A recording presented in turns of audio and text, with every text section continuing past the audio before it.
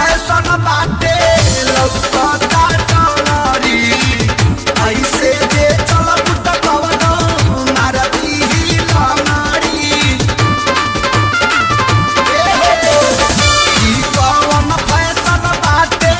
लौकता डोरी ऐसे जे चलब त कवनो मारती लंगड़ी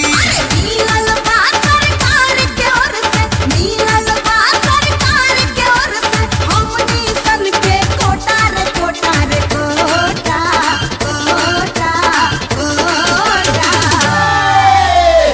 एलनी बन पे धरम देव बाबा के दागोटा हाय हाय एलनी बन पे धरम देव बाबा के दागोटा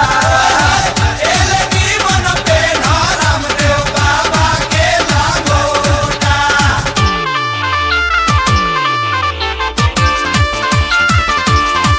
लेके हीर होंडा पीछे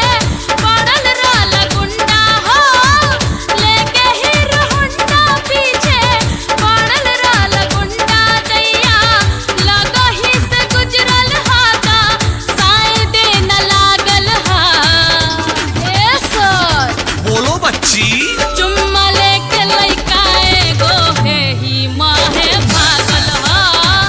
चुम्मा लेके लइका एगो हे ही माहे भागल हा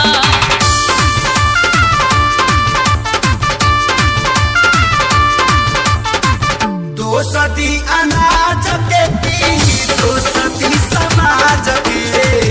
खूंटी तोर काम दिहलू तू लोग लाज के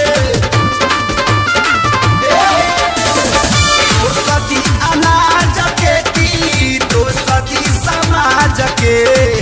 खूंटी तोर काम दिहलू तू लोग लाज के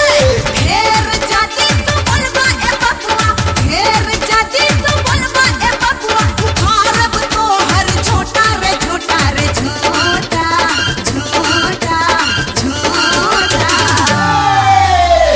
एलनी बन पे धरम देव बाबा के दागोटा हाय हाय एलनी बन पे धरम देव बाबा के दागोटा एलनी बन पे धरम देव बाबा के दागोटा।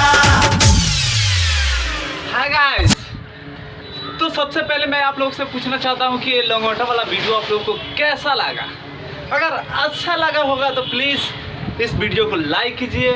और सब्सक्राइब कीजिए और शेयर कीजिए और जितना से जितना हो सके आप लोग प्यार भरा इस वीडियो को आशीर्वाद के रूप में दीजिए। ओके, तो फिर मिलते हैं नेक्स्ट वीडियो में। बाय।